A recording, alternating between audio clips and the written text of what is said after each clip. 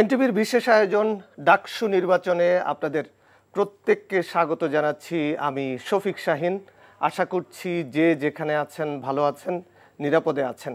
দর্শক, ঢাকা বিশ্ববিদ্যালয়ের কেন্দ্রীয় ছাত্র সংসদ ডাকসু নির্বাচন ও হল সংসদ নির্বাচনের ভোট গ্রহণ একেবারে শেষ পর্যায়ে, অর্থাৎ সকাল ৮টা থেকে বিকেল ৪টা পর্যন্ত এই ভোট গ্রহণ অনুষ্ঠিত হয়।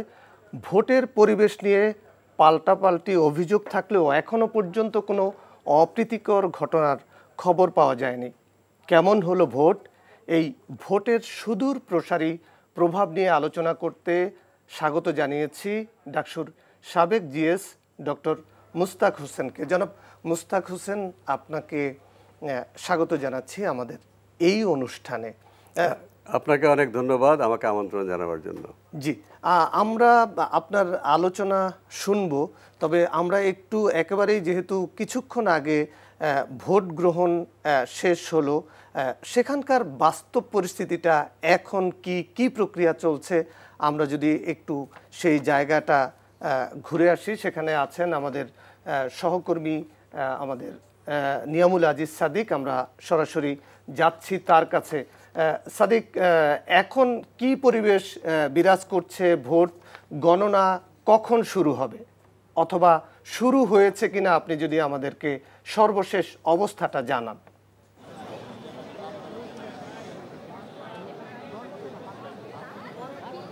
আপনি নিশ্চয়ই দেখতে পাচ্ছেন আমার পেছনে যে ছাত্র শিক্ষক কেন্দ্র আছে, এই কেন্দ্রটিতে আসলে মূলত বেগম রোকেয়া হলের সর্ববৃহৎ যে ছাত্রীদের যে ভোট, সেই ভোট 4টায় শেষ হয়েছে। কিছুক্ষণের মধ্যে কিছুক্ষণ আগে এই জায়গাটি আটকে দেওয়া হয়েছে, বিশেষ করে রোভার স্কাউট এবং পুলিশ সহ আইন শৃঙ্খলা বাহিনীর যারা রয়েছে তারা এই জায়গাটি আটকে দিয়েছে। তার মানে এখন আর কোনো ধরনের ভোট গ্রহণ হবে না। ভোট কাস্টিং গণনা শুরু হয়ে গেছে ভেতরে, এবং সেই গণনার পরে এই যে বিভিন্ন যে কেন্দ্রগুলো রয়েছে, শারীরিক শিক্ষা কেন্দ্র, এই টিএসসি অথবা কার্জন হলের বিভিন্ন যে জায়গাগুলো আছে, সেগুলো একীভূত করে সেটা সিনেটে নিয়ে যাওয়া হবে, এবং এই সিনেটের পরেই মূল যে ফলাফলটি, সেই ফলাফলটি সেখানের মাধ্যমে ঘোষণা করা হবে। তবে এখন পর্যন্ত পরিস্থিতি, আপনি যেটা বলেছেন যে শান্ত পরিস্থিতি, কিছুক্ষণ আগে কিছুটা উত্তেজনাকর একটি পরিস্থিতি আমরা দেখতে পেয়েছি। যে শিবির সমর্থিত যে প্রার্থী সাদিক কায়েম, তিনি এখানে এসেছিলেন, এসে গণমাধ্যমের সাথে যখন কথা বলতে যান তখন বাম জোটের একটি বাধার মুখে পড়েন। তখন তারা সেই স্লোগানের প্রেক্ষিতে এখান থেকে সাদিক কায়েমকে আমরা হটে যেতে দেখেছি। এর বাইরে আপনাকে জানিয়ে রাখি যে এখানে উমামা ফাতেমা বাম জোটের আরেক নেত্রী, তিনি ভিপি প্রার্থী, তিনি বলেছেন যে কোনো ধরনের আসলে অপ্রীতিকর ঘটনা ঘটেনি এখন পর্যন্ত। তিনি তার যে পরিস্থিতি, যে ভোটের যে সন্তোষজনক পরিস্থিতি বলে জানিয়েছেন। কিছু বিচ্ছিন্ন কিছু ঘটনা, অভিযোগ কিছু আছে। আবিদুল ইসলাম, যিনি ছাত্রদল ভিপি প্রার্থী, তিনি বলেছেন যে বিচ্ছিন্ন কিছু ঘটনা আছে, কিছু অপ্রীতিকর ঘটনা আছে, তার ব্যাপারে একটি ভুল ফ্রেমিং করা আছে। তিনি আসলে আইন লঙ্ঘন করেননি বা রীতি লঙ্ঘন করেননি। এর বাইরে আমরা দেখেছি যে ফরহাদ এবং সাদিক কায়েম তারাও কথা বলেছেন, তারা কিছু রীতি লঙ্ঘনের অভিযোগ করেছেন। তারা বলেছেন যদি সত্যিকার অর্থে অন্য প্রার্থী যদি ভেতরে ঢুকতে পারে, যেটি এখানে লেখা আছে, সেক্ষেত্রে তাদেরকে কেন ঢুকতে দেওয়া হয়নি, সেক্ষেত্রে তারা কিছু বৈষম্যের অভিযোগ করেছে। একইভাবে একটি বিষয় খুব ইন্টারেস্টিং, সেটি হচ্ছে যে এখানে সাদিক কায়েম এবং আবিদ এবং উমামা তিনজনে কিন্তু প্রশাসনের বিরুদ্ধে অভিযোগ করেছেন যে প্রশাসন এক দলের হয়ে যাচ্ছেন বা এক দলের হয়ে খেলছেন, এই ধরনের একটি অভিযোগ কিন্তু সেখানে দেয়া হচ্ছে। কিন্তু একটি বিষয় হচ্ছে যে সবাই কিন্তু একই অভিযোগ করেছেন, সবাই বলছেন প্রশাসন তাদের বিরুদ্ধে অবস্থান নিয়েছেন। আমরা কথা বলেছি রিটার্নিং অফিসার কয়েকজনের সাথে, তারা বলেছেন যে তারা আসলে সত্যিকার অর্থে যে ন্যায়, যে সঙ্গত যে আচরণ, সে আচরণ করার চেষ্টা করেছেন।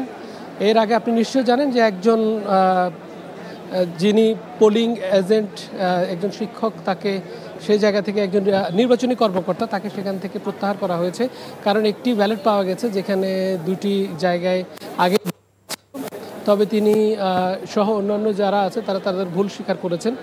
এখন পর্যন্ত পরিস্থিতি শান্ত রয়েছে। উদ্বিগ্ন হয়ে আছেন যারা এখানে প্রার্থী, তারা কি ঘটে এবং ভোটের ফলাফল কি হয়, তাদের প্রার্থীরা এখানে আছেন, গণমাধ্যম কর্মীরা আছেন। এখন ভেতরে গণনা চলছে এবং অন্যান্য যে কেন্দ্রগুলো আছে সেখানে গণনা চলছে। সর্বশেষ সিনেটে গিয়ে নবাব আলী যে সিনেট ভবন, সেই সিনেট ভবনে গিয়ে সর্বশেষ ফলাফলটি ঘোষণা করা হবে। সাদিক, আপনি আমাদের সঙ্গেই থাকুন, আমরা আবার আপনার সাথে সংযোগ স্থাপন করব। মুস্তাক হোসেন, সারাদিনের নির্বাচনের পরিবেশ কি দেখলেন, কি বুঝলেন, কেমন হলো এই ডাকসুর কাঙ্ক্ষিত নির্বাচন? জি, সকাল থেকেই আমি গণমাধ্যমের মাধ্যমে দেখছি খবর, বা মাঝে মাঝে সোশ্যাল মিডিয়াতে চোখ রাখছি, ফোনেও কথা বলছি। কোনো রকম দুর্ঘটনা ঘটেনি বা কোনো রকম ভায়োলেন্স যেকে বলে সহিংসতা ঘটেনি। তবে শেষ মুহূর্তে কিছু আগে অনিয়ম ধরা পড়েছে এবং সেই অনিয়মটা, অভিযোগটা কর্তৃপক্ষকে আমি মনে করি যত দ্রুত সম্ভব নিরসন করা উচিত। যে ব্যালট পেপারে একটা বিশেষ প্যানেলের প্রার্থীর বিপি এবং জিএসের নাম, তাদের নামের বিপরীতে ভোট দেওয়ার চিহ্ন রয়ে গেছে, সেই রকম ব্যালট একজনকে দেওয়া হয়েছে, সে সেটা সাহস করে প্রকাশ করেছে, তাহলে হয়তো জানা যেত না। আবার অন্যটাও হতে পারে, স্যাবোটেজও হতে পারে। যাদের পক্ষে বলে এটা করা হয়েছে তাদেরও উচিত এটা অনুসন্ধান করা। তারা যদি মনে করে তারা বিজয়ের সম্ভাবনা আছে, তাহলে এই ঘটনা কিন্তু তাদের বিজয়টাকে কালিমালিপ্ত করবে। এবং প্রতিদ্বন্দ্বী প্যানেলগুলো তারা ইতিমধ্যে অভিযোগ করেছে নীল নকশা নির্বাচন হতে যাচ্ছে, আমরা এটা মানব না। অর্থাৎ একে অপরের বিজয়কে না মানার একটা গ্রাউন্ডও তৈরি হচ্ছে। কাজে এটা হলে কিন্তু দুঃখজনক হবে। অভিযোগ যেটা আছে, যেটা একটি প্যানেল আমাকে যেটা জানিয়েছে, তারা বলেছে যে আমরা গোটা ভোটটা বাতিল করতে বলিনি, যেই কেন্দ্রে এই অনিয়মটা হয়েছে প্রয়োজনে সেই কেন্দ্রের ভোটটা স্থগিত করে পুনরায় ভোট নেওয়া হোক, তার আগে পর্যন্ত ভোট গণার প্রয়োজন নেই। সেটা এই বিষয়েও কিন্তু কর্তৃপক্ষ সিরিয়াসলি ভাবতে পারে। না হলে আপনি হয়তো ভোটের অনিয়মে কটা ভোট হয়েছে আপনি তো জানেন না। যেমন পরীক্ষা যদি প্রশ্ন ফাঁস হয়, যে কজনে পেলো না পেলো তার চেয়ে বড় কথা যে এইটার পরীক্ষাতে ফাঁস হয়েছে, কাজে পুরো পরীক্ষাটাই বাতিল করা হয়। কাজেই মানে এই নির্বাচনে অনিয়মের যে অভিযোগ আসছে সেটা তারা স্বীকারও করেছে কর্তৃপক্ষ, যিনি দায়িত্বে ছিলেন তাকে সরিয়ে দেওয়া হয়েছে, অর্থাৎ তিনি ব্যর্থ হয়েছেন এটা পুনরাবৃত্তি রোধে। অতি দ্রুত তারা এই তদন্ত করে সেই তদন্তের মধ্যে সকল মতের শিক্ষক থাকতে পারেন বা ছাত্র প্রতিনিধিও থাকতে পারেন, যেন এটা স্বচ্ছভাবে হয় যে কী ঘটেছে আসলে সেটা বলা।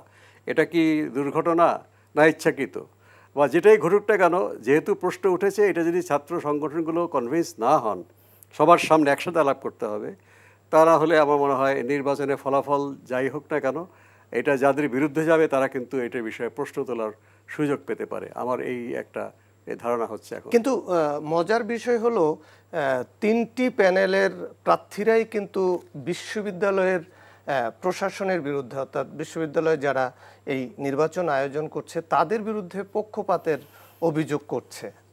এটা হ্যাঁ, এটা তো একটা অনেকটা কৌশলগত, যে কোনো একটা প্যানেল যদি চুপ থাকে, তাদের কাছে যদি মনেও হয় যে বিশ্ববিদ্যালয় কর্তৃপক্ষ তাদের দায়িত্ব পালন করার চেষ্টা করছেন, নিন্দার করার কিছু নাই, তাহলে সবাই বলবে যে ওদের পক্ষেই বিশ্ববিদ্যালয় কর্তৃপক্ষ কাজ করছে। কাজে এক্ষেত্রে এই তারা সবাই একযোগেই তারা বিশ্ববিদ্যালয় কর্তৃপক্ষকে ভিন্ন ভিন্ন কারণে ভিন্ন ভিন্ন দলের প্রতি আঙ্গুল তুলে বলছেন তাদের পক্ষে বিশ্ববিদ্যালয় কর্তৃপক্ষ কাজ করছে।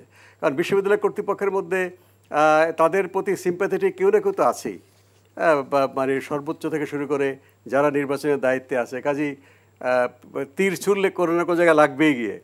যাই হোক, তবে আমি মনে করি যে এইরকম সচেতনতা খুবই দরকার। সেটা তো আপনার সবগুলি প্যানেলের প্রার্থীদের পক্ষেই বিশ্ববিদ্যালয়ের প্রশাসনের কেউ না কেউ আছে। হ্যাঁ হ্যাঁ, সেটাতে এককভাবে একক কোনো প্যানেলের দিকে পক্ষপাত থাকবে এটা তো বলা যায় না।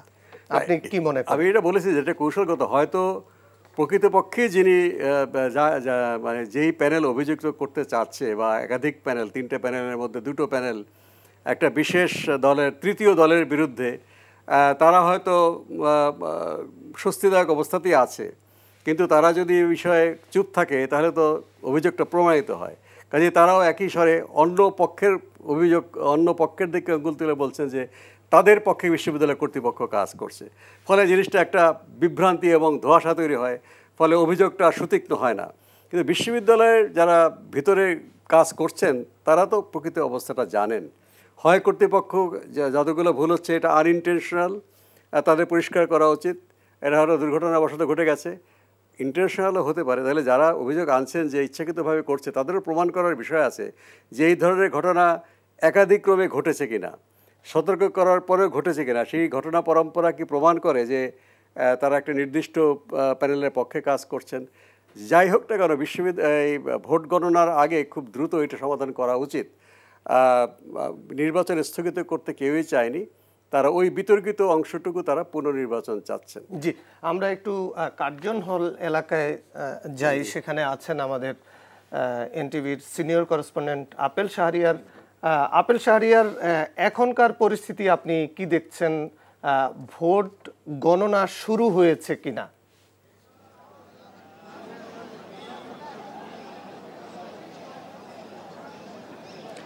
ডাকসু নির্বাচনের ভোট গ্রহণ শেষ, এখন ভোট গণনার প্রস্তুতি নেওয়া হচ্ছে। আমি এখন কার্জন হল কেন্দ্রে রয়েছি। এখানে 3টি হলে শিক্ষার্থীরা ভোট দিয়েছে, শহীদুল্লাহ হল, অমর একুশে হল, ফজলুল হক মুসলিম হল। শিক্ষার্থীরা এখানে ভোট দিয়েছেন। এই কেন্দ্রে 5077টি ভোট রয়েছে। আমি কথা বলে দেখলাম যে 81% ভোট পড়েছে এখানে, এবং অন্যান্য যে কেন্দ্রগুলো রয়েছে সেখানেও কম বেশি এরকম ভোট পড়েছে। অর্থাৎ ভোটারদের যে একটি ব্যাপক উপস্থিতি, এটি কিন্তু অনেকটাই লক্ষণীয়। এবং শিক্ষকদের যে একটি প্যানেল গঠন করা হয়েছে, নির্বাচনী পর্যবেক্ষক যে প্যানেল, তারাও বিভিন্ন জায়গায় ঘুরে দেখেছেন কোনো ধরনের অনিয়ম কারচুপির যে অভিযোগগুলো করা হচ্ছে, যে বিভিন্ন প্যানেলের প্রার্থীরা যেটি করছেন, এখন পর্যন্ত মানে একদম মোটা দাগে বললে সে ধরনের কোনো অভিযোগ যে আমলে নিয়ে ব্যবস্থা নেওয়া সেরকম আমি দেখিনি। তবে নির্বাচন কমিশন বলেছেন যে লিখিতভাবে যদি একদম পুঙ্খানুপুঙ্খানুভাবে যদি পয়েন্ট করে বলা হয় যে কোন জায়গায় অনিয়ম হয়েছে, তাহলে তারা অবশ্যই সেটি দেখবেন।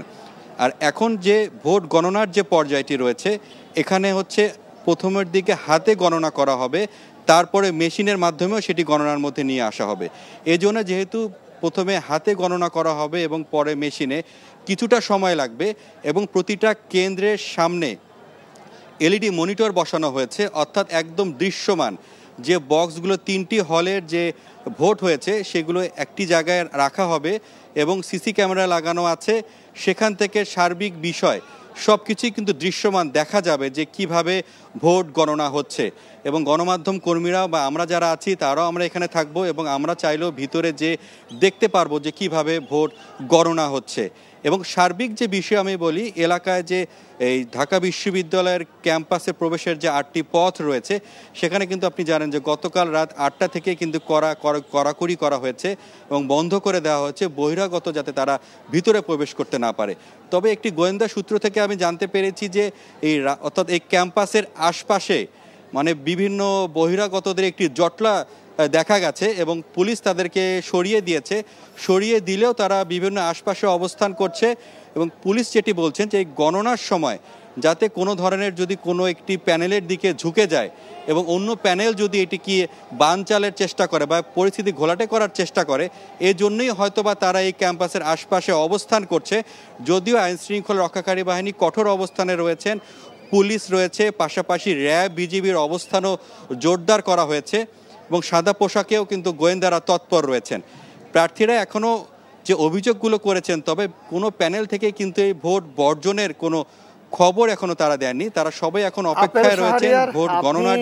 আমাদের সঙ্গেই থাকুন, আমরা আবারও যাব আপনার কাছে। ডক্টর মুস্তাক, আমাদের প্রতিনিধিরা বলছিলেন ভোট গণনার যে পদ্ধতি, যে অবস্থা, তাতে কত সময় লাগতে পারে, কি মনে করছেন আপনি? জি, ভোট গণনার আগে হলের ভোট এক জায়গায় করতে হবে, আর ডাকসুর ভোট আলাদা করে, আর বাক্সগুলো সিনেট ভবনে যাবে। আগে কলা ভবনের 6 তলায় গণা হতো, এবারে হয়তো সিনেট ভবনে এটা নেওয়া হয়েছে। তো এবং সেই বাক্সগুলো আলাদা করার পরে মাঝখানে একটু বিশ্রাম দিতে হবে। এই সারাদিন যারা পোলিং অফিসার এবং যারা নির্বাচনী কর্মকর্তা যারা ছিলেন, প্যানেলের পোলিং এজেন্ট যারা গণনার সময় থাকবেন, তাদেরকে বিশ্রাম দেওয়ার প্রয়োজন আছে। তারা খেয়ে দিয়ে আসবেন, বা এখন তো নাস্তা করে আসবেন, বিকেলবেলা চা খাবেন। তো এবং তবে সবার সামনে, সাংবাদিকদের সামনে লাইভ করা হবে যে প্রার্থীদের এজেন্টরা থাকবেন, বাক্সগুলো সিলগুলো খোলা হবে। সিল খোলার পরে আপনার এই ইয়েগুলো, শিটগুলো 100-100 করে বা 50-50 করে বা 20-20 করে, এগুলো আলাদা করে বান্ডিলের মতো করা হবে। করে তারপরে হাতের কাউন্ট হবে, অথবা আগে ওএমআর করে পরে হাতে কাউন্ট, জানি না ঢাকা বিশ্ববিদ্যালয় কিভাবে করে, আগে আগে আগে হাতে তারা কাউন্ট করবে, গণনা করবে। এটা এখনো মেশিনকে বিশ্বাস করছে না মানুষ। এমনকি অফিসার্স ক্লাবের নির্বাচনে ওএমআর কাউন্টে একজন প্রার্থী চাচ্ছিল না বিশ্বাস করতে, হাতে কাউন্ট করা। তবে ওএমআর রেজাল্ট হওয়ার পর দেখলেন যে এত বেশি ব্যবধান, তবে সেটা মেনে নিয়েছেন যে ঠিক আছে আর প্রয়োজন নেই, ওএমআর রেজাল্টটাই চলবে। তো যাই হোক, তো এখানে হ্যাঁ ওএমআর হয়ে গেলে রেজাল্টটা খুব দ্রুত হয়ে যাবে, তো এটা নিয়ে হয়তো বাইরে পক্ষ বিপক্ষে উল্লাস বা হতে পারে, এই জন্য হয়তো হাতে কাউন্টটা আগে করছে। হাতে কাউন্টটা মোর রিলায়েবল, এখনও বিশ্বাস করছে হাতে কাউন্টটা বেশি, সেটাকে কনফার্ম করা হবে হয়তো মেশিন রিডিং করে আর কি। তো এতে তাহলে ডাবল চেকিংটা হয়ে যাবে। হ্যাঁ হ্যাঁ হ্যাঁ, তাহলে এই নির্বাচনের রেজাল্ট নিয়ে তাহলে কনফিউশন থাকবে না। না, এই টেকনিক্যাল কারণে কনফিউশনটা হয়তো হবে না, কিন্তু যে প্রশ্নটা আগেই তুলেছে সেটা রিজলভ করার জন্য আমি যেটা আগে বললাম যে সেটা কর্তৃপক্ষের উচিত এবং প্যানেলগুলো উচিত, যারা বিশ্ববিদ্যালয়ে প্যানেল দিয়েছে ছাত্র সংসদ নির্বাচনে, কারণ তাদের মধ্যে দিয়ে কেউ না কেউ জিতবে, কেউ না বাকিরা হারবে, কাজে আগে থেকে একটা সমঝোতা হওয়া দরকার, না হলে শুরুটা হোঁচট খাওয়ার একটা আশঙ্কা আছে। তবে আমার মনে হয় যে ছাত্র যে 80% ভোট, এটা আমি এ ধরনেরই যখন সকালবেলা বিভিন্ন গণমাধ্যমে গিয়েছিলাম বললাম যে এরকম মানে স্বতঃস্ফূর্ত অংশগ্রহণ কিন্তু এত ভোট কিন্তু কখনো পড়েনি। আমাদের সময় এর চেয়ে কম ভোট পড়েছিল, 60 থেকে 70 আমার ঠিক মনে নেই, কিন্তু এবার তো 80 বা কোনো কোনো জায়গায় হয়তো দেখা যাবে যে বেশিও হয়েছে। এবং এখানে ফলাফলটা কিন্তু আমার মনে হয় মানে যারা যে চিন্তা করছেন তার বাইরে হয়ে যাওয়ার একটা আশা আছে, যেটা হয়তো আমাদের সবাইকে অবাক করে দেবে আর কি।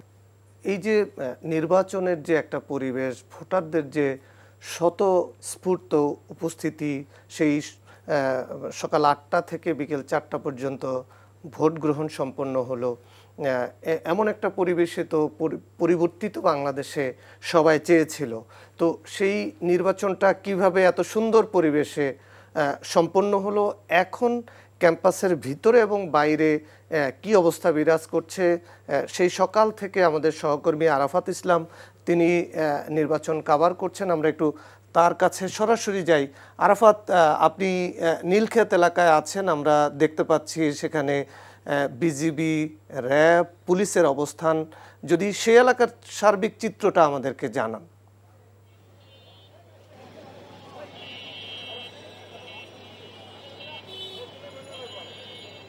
জি, বিকেল 4টা নাগাদ কিন্তু ডাকসু হল সংসদ নির্বাচনের ভোট গ্রহণ শেষ হয়েছে। আমরা দেখতে পেয়েছি ভোট গ্রহণের সময় শেষ হওয়ার পরপরই কিন্তু ঢাকা বিশ্ববিদ্যালয়ের যে সকল প্রবেশপথগুলো রয়েছে সেগুলোতে কিন্তু নিচ্ছিদ্র নিরাপত্তা বলয় তৈরি করা হয়েছে এবং সারাদিনই কিন্তু প্রবেশপথগুলোতে নিরাপত্তা ছিল। তবে ভোট গ্রহণ শেষ হওয়ার পর সেটি আরও বেশি জোরদার বা আইনশৃঙ্খলা বাহিনীর যে তৎপরতা বাড়ানো সেটি আমরা দেখতে পেয়েছি। এবং এই মুহূর্তে আমি অবস্থান করছি নীলক্ষেত এলাকা সংলগ্ন ঢাকা বিশ্ববিদ্যালয়ের মুক্তি ও গণতন্ত্র তোরণের যে প্রবেশপথটি রয়েছে এবং এর সামনে আমরা দেখতে পাচ্ছি র্যাব, বিজিবি, পুলিশের পাশাপাশি কিছুক্ষণ আগে আমরা দেখতে পেয়েছি ডিবির যারা ডিএমপির সদস্যরা রয়েছেন তারাও কিন্তু এখানে উপস্থিত হয়েছেন, পাশাপাশি আনসারের সদস্যরা তো আছেনই এবং একই সাথে এখানে পুলিশের যে সাজোয়া যান আমরা দেখতে পেয়েছি, জলকামান থেকে শুরু করে সব ধরনের আনুষঙ্গিক ব্যবস্থা কিন্তু তারা নিয়ে রেখেছে যাতে করে কোনো ধরনের অপ্রীতিকর ঘটনা না ঘটে। এবং আমরা একটু দেখানোর চেষ্টা করব ক্যামেরার মাধ্যমে। আমরা কিন্তু দেখতে পাচ্ছি যে দুপুরের পর থেকেই প্রতিটি প্রবেশপথ, অর্থাৎ আমি যে কয়েকটি পয়েন্ট ঘুরে খবর নেওয়ার চেষ্টা করেছি, নীলক্ষেত মোড়, পরবর্তীতে পলাশির মোড়, বক্সিবাজার এবং চানখারপুল, সব কটি পয়েন্টে কিন্তু আমরা দেখতে পেয়েছি দুপুরের পর থেকে উৎসুক জনতাদের একটি ভিড়, পাশাপাশি রাজনৈতিক দলগুলোর যারা কর্মী সমর্থক রয়েছে তাদেরও আমরা সরব উপস্থিতি দেখতে পেয়েছি এবং সেটি ভোট শেষ হওয়ার পর থেকে সেটি আরও বেড়েছে। এবং আমি যদি অপর প্রান্তে মুক্তি ও গণতন্ত্র তোরণের অপর যে প্রান্তটি রয়েছে, অর্থাৎ পশ্চিম দিকে নিউ মার্কেট নীলক্ষেত মোড়ের যে রোডটি রয়েছে সেই সড়ক থেকে আমি যদি দেখানোর চেষ্টা করি, বিপুল সংখ্যক কিন্তু উৎসুক জনতা। আরাফাত, আপনি আমাদের সঙ্গেই থাকুন, প্রয়োজনে আমরা আবার আপনার কাছে যাব। জনাব মোস্তাক, আপনি দেখছিলেন যে বিভিন্ন প্যানেলের যারা রাজনৈতিক দলের সমর্থক আছে তারা ক্যাম্পাসের বাইরে অবস্থান নিয়ে আছে, মানে এতে কি মনে হয়, এটা কি কোনো প্রেশার নাকি এটা একটা উৎসব, অর্থাৎ তারা তাদের পক্ষে রেজাল্টটা নিতে চাচ্ছে? না, এটা একটা উৎসুক যে এখানে অবশ্য মানে রাজনৈতিক দল ঠিক বলা যায় না, ছাত্র সংগঠন যে যারা যারা প্যানেলে অংশগ্রহণ করছে ডাকসুতে, তাদের ছাত্র সংগঠনের তো ঢাকা বিশ্ববিদ্যালয়ের বাইরেও তো শাখা, বাইরেও তাদের শাখা আছে, সংগঠন আছে। ঢাকা কলেজ, তারপরে Eden college, new market, Dhanmondi, even medical, BUET, তারা তো আগ্রহ করে থাকবেনই। হয়তো কেউ কেউ রাস্তায় আছেন, কেউ কেউ রেস্টুরেন্টে আছেন, কেউ কেউ কাছাকাছি কোনো জায়গায় আছেন। একটা উৎসাহ, উদ্দীপনা। আমার মনে হয় না যে এখানে কোনো খারাপ উদ্দেশ্য নিয়ে কেউ কোনো কিছু করবে, কারণ এখন তো সরকার হচ্ছে অন্তর্বর্তী সরকার, দলীয় সরকার না যে অবিশ্বাসের মাত্রাটা এত বেশি যে তারা নির্বাচন খারাপ করে কিনা, সেরকম নাই। এই ছাত্র সংগঠনের কর্মীরাই আছে বলে আমার ধারণা, আমি যতটুকু বুঝতে পেরেছি। হ্যাঁ, সাথে আশেপাশে তাদের পলিটিক্যাল পার্টির ওয়ার্ড লেভেলের কর্মীরাও হয়তো থাকতে পারেন। সেটা একজন প্রার্থী চলে যাচ্ছেন নির্বাচনের পরে, বিশ্রাম নিতে দেখা যাচ্ছে। তো আমার মনে হয় এখানেও কোনো খুব হুমকি বিষয় নেই। তবে যারা পুলিশ বিভাগ আছে, গোয়েন্দা বিভাগ আছে এবং বিভিন্ন প্যানেলের যারা নেতৃবৃন্দ আছে, তাদেরকেও বলা দরকার যে এমন কোনো গোলযোগের সম্ভাবনা যেন না থাকে। জনাব মোস্তাক, আপনি 1989-90 সালের সেশনে আপনি ডাকসুর জিএস ছিলেন। আপনাদের আমলের নির্বাচন 70-80 দশক, 90-এর দশকের ডাকসু নির্বাচন আর 2025 সালের নির্বাচনের মধ্যে কি ফারাক দেখতে পাচ্ছেন? প্রথম ফারাকটা হচ্ছে যে এটার যে পটভূমি, যেকে আমরা কনটেক্সট বলে থাকি, পটভূমিটা ডিফারেন্ট। আমাদের সময় স্বৈরাচার বিরোধী ছাত্র ঐক্যবদ্ধ ছাত্র আন্দোলনের সময় হয়েছে, সেটা আন্দোলনটা শেষ পরিণতি পায়নি। আমরা ঐক্যটা ধরে রেখে কীভাবে নির্বাচন করা যায় সেটা চেষ্টা করেছি, এবং নির্বাচনেরও আরেকটা পটভূমি আছে। 89 সালে আমাদের ছাত্র সংগঠনগুলোর মধ্যে সশস্ত্র সংঘর্ষ হয়েছিল, এবং তৎকালীন সামরিক সরকারের অনুচররা আমাদের বিভিন্ন দলে ঢুকিয়ে দিয়ে আমাদেরকে মানে হল দখল করে, এগুলো কিন্তু তখন ছিল না, এই হল দখল করে টেন্ডারবাজি করার সুবিধা হয় কিনা সেটা। তো আমাদের ছাত্র সংগঠনগুলো সবাই ঐক্যবদ্ধভাবে আমরা মেনে নিয়েছিলাম যে আমাদের দলের ভিতরে এজেন্ট ঢুকেছে, আমাদেরকে পরিষ্কার করতে হবে, এবং বিশ্ববিদ্যালয় কর্তৃপক্ষ আমাদেরকে সবাইকে ডেকে একমত হলো যে এদেরকে বহিষ্কার করতে হবে। তো সেটা বহিষ্কার করার পরেও কেউ কেউ মানতে চায়নি, কেউ কেউ মেনেছে। এবং আমার ছাত্র হওয়ার ইতিহাস তখন ডাকসু ইলেকশনের কথা হয়নি, যে আমাকে আমার দলের মধ্যে যারা ছিল তারা বহিষ্কার হওয়ার পরে তাদের পক্ষে বিবৃতি দিতে বললো, আমি রাজি হইনি। কিন্তু অন্য একটি সংগঠন যাদেরও কর্মীরা বহিষ্কার হয়েছিল তারা কিন্তু ভুল পাল্টে তাদের পক্ষে বিবৃতি দিয়েছে। এই চাপের আমাকে মেরে ফেলার হুমকি দিয়েছিল। তখন ঢাকা বিশ্ববিদ্যালয়ের ভিসি বলল যে তুমি তো আমাদের ছাত্র না হলে, তোমার উপর বিপদ হলে তো আমরা দাঁড়াতে পারবো, পক্ষে নিতে পারবো না। তো আমি বললাম ঠিক আছে, আমি ভর্তি হব। তো যাই হোক, উনি বললেন যে আমি শুনেছি তুমি ভালো ছাত্র, মেডিকেল কলেজে নিয়মিত ক্লাস করেছো, তুমি এখানে যারা ছাত্র নেতৃত্ব করতেন তারা নাম কাওয়াজে ভর্তি হওয়ার জন্য অন্যান্য ডিপার্টমেন্টে ভর্তি হতেন। আমি সেরকম একটা ডিপার্টমেন্টের নাম বলেছি, আমি এখানে নামটা বললে সেই ডিপার্টমেন্টের লোকেরা হয়তো মাইন্ড করবেন। তখন আমাদের ভিসি সাহেব বললেন, না, তোমাদের ডাক্তারদের জন্য একটা উৎকৃষ্ট উপযোগী ডিপার্টমেন্ট আছে, আমি চাই তুমি এখান থেকে ডিগ্রি করে বেরোবে, তুমি নাম কাওয়াজে ছাত্র হবে না। পুষ্টিবিজ্ঞানে আমাকে উনি ভর্তি পরীক্ষা দিয়ে নিয়মিতভাবে, এটা জানুয়ারিতে কথা হয়, আমি জুন মাসে পরীক্ষা দিয়ে ভাইভাতে আমাকে আটকে দিয়েছিল একজন টিচার, যে আমি ভাবতাম যে সবাই আমাকে চিনে ছাত্রনেতা হিসাবে। যখন তিনি আমার পরিচয় জিজ্ঞেস করলেন, আমি বললাম ছাত্রনেতা, উনি এতভাবে বেঁকে বললেন, ইনস্টিটিউটগুলোতে ছাত্রনেতাগিরি চলবে না, এগুলো ঢাকা বিশ্ববিদ্যালয়ের মধ্যে একটা আলাদা বিশ্ববিদ্যালয়, তোমরা ওই ডিপার্টমেন্টের নাম বললেন যেখানে নেতারা ভর্তি হয়। তো পরে হইচই শুনে ডিরেক্টর চলে আসলেন, তিনি কানে কানে বললেন, পরে ওই টিচার বললেন যে হ্যাঁ, তোমার সম্পর্কে উনি ভালোভাবেই রিকমেন্ডেশন করেছে, তুমি ভালো ছাত্র, তোমার ভর্তির কাগজ তোমাকে নিলাম, ক্লাস করো, তোমার রেজিস্ট্রি বিল্ডিংয়ে আমি 3 মাস 6 মাসের মধ্যে পাঠাবো না। যদি তুমি ছাত্রসুলভ আচরণ করো, এখানে কোনো নেতা সুযোগ নিয়ে একাডেমিক কার্যক্রম বিঘ্নিত না করো, তোমাকে অবশ্যই রেজিস্ট্রি বিল্ডিংয়ে। তারপরে নির্বাচন হলো, নির্বাচনে কিন্তু তার পরের বছর নির্বাচন, এটা আমি ভর্তি হয়েছি 88 সালের মাঝামাঝি, নির্বাচন 89 সালের ফেব্রুয়ারিতে। তখন ছাত্রনেতাদেরকে একটা হিসাব নেওয়া হলো, তখন পত্রিকা উঠেছিল যে যারা সম্ভাব্য ভিপিজিএস প্রার্থী একমাত্র মোশতাক হচ্ছে নিয়মিত ছাত্র। আমি সেই বিশ্ববিদ্যালয় থেকে ডিপ্লোমা করেছি, পরে এমফিলও করেছি আমি, এমফিল করার সময় আমি চাকরিতে চলে যাই আইডিসিআর, যেখানে আপনাদের নির্বাচনটা কিরকম পরিবেশে হলো? নির্বাচনটা আনন্দমুখর পরিবেশে ছিল, তবে তখন আরেকটা পার্থক্য ছিল যে দুটো প্যানেলের মধ্যে মূলত ফাইট ছিল। আমরা যতগুলো ছাত্র সংগঠন সম্ভব ছাত্র সংগ্রাম পরিষদের প্যানেল ইলেকশন করেছি, আর বাইরে ছিল জাতীয়তাবাদী ছাত্র দল, দুটোই আন্দোলনের সহযোগী, এবং তখন কোনো মানে জোর জবরদস্তি পেশি শক্তি কিছুই ছিল না, যদিও নির্বাচনের পরে অনাকাঙ্ক্ষিত ঘটনা ঘটেছিল। তো আর আমাদের ডাকসুর পরে আমরা ভাগ হয়ে গিয়েছিলাম ছাত্র সংগ্রাম পরিষদ, পরবর্তী ডাকসুতে ছাত্রদল জিতলো ফুল প্যানেলে, ওদের নেতৃত্বে আন্দোলন সফল হলো, এরশাদ বিরোধী গণ অভ্যুত্থান সফল হলো।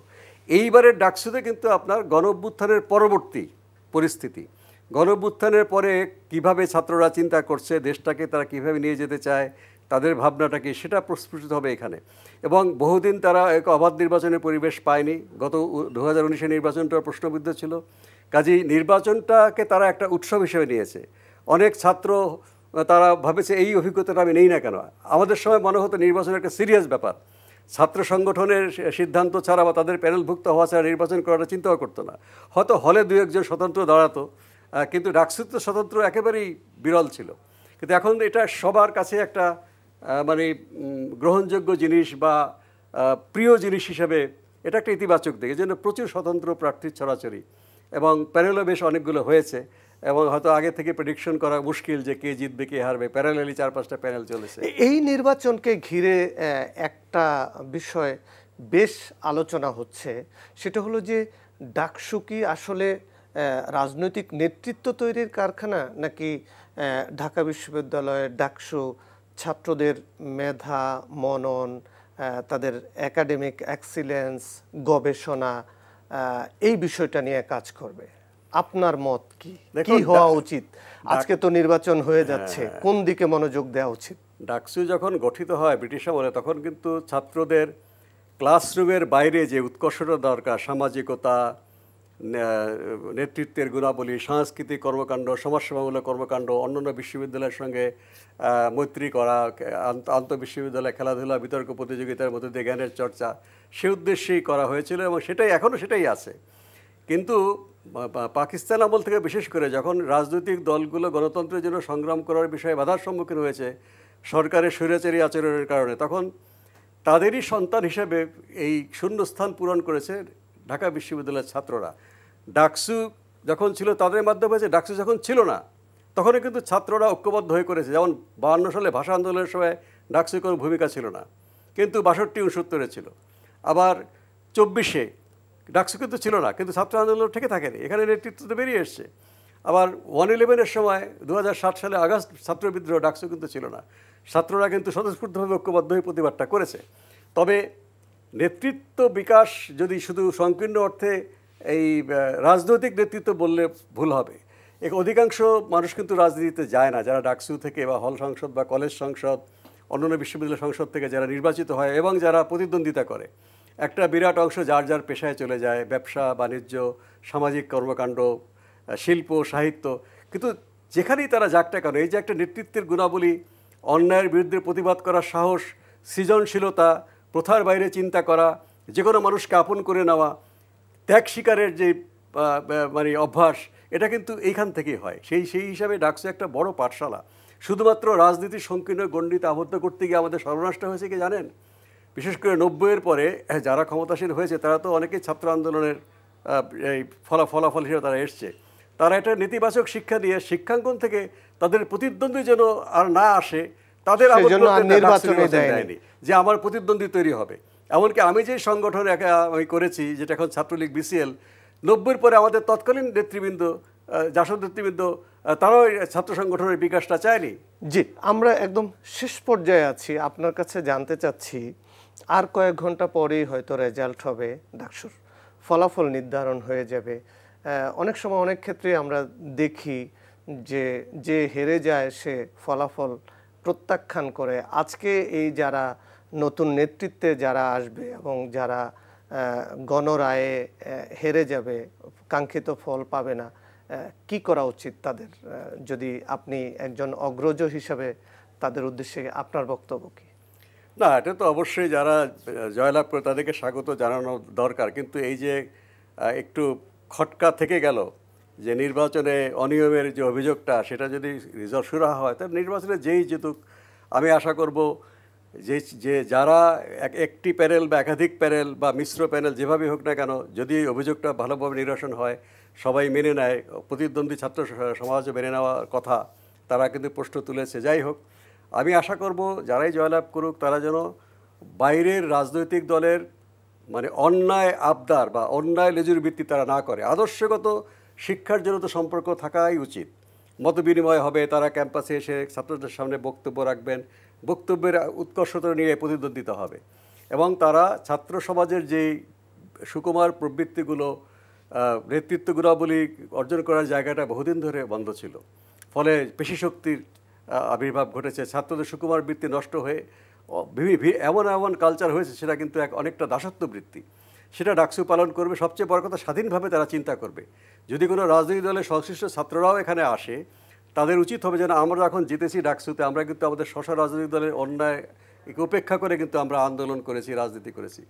এবারও আমরা আশা করব এই 25 এবং তারপরে আগামী বছর যারা কাজ করবে তারা সেই স্বাধীনভাবেই তারা চিন্তা করবে, কাজ করবে, সব সম্পর্ক থাকবে সবার সাথে সমমর্যাদার ভিত্তিতে।